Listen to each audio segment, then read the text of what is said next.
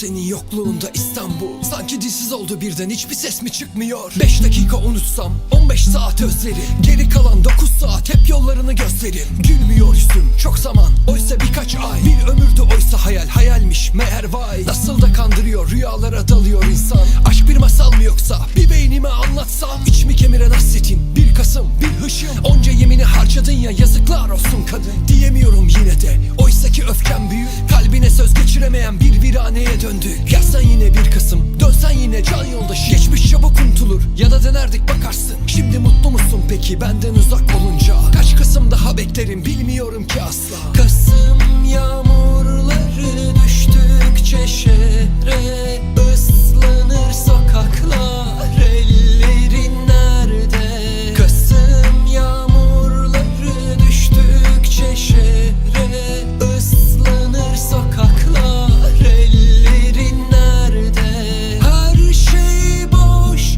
hayat çok kötü ama yoksun ya, işte o koyan bana.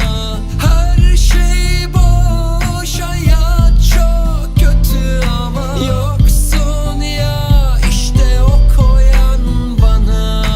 Her şey yok olur, zaman durur sanki. Aklıma gelir mazi, aşklar da fani. Gözümden sakındığım o an, o hali. Gözyaşımla sana uzanmayı denedim belki. İçimde saklı hislerim, söyleyemem gizlerim. Platonik inşasının temeliydi gözlerin, ve onu enkaza çevirendi şiddetli sözlerin. İlk aşklar silinemez, kalple garantiler yerini. Hayatım yarım gibi, ruh ölü beden diri. Düşünürüm nedenleri, acı verip gidenleri. Aklımın odalarında garip melodi, senfoni. Yüzyıl geçse çözülemez bu yalnızlığın denklemi. Eğer birini kaybetmek istiyorsan hadi sev onu. Hayatın kuralı bu mu? Diğer bir yolu yok mu? Aklımda gerçekleşemeyen mutlu aile tablosu. Yalnızlık içime işliyor, bitirecek mi kabusu? Kasım yağmurları düştükçe şehre,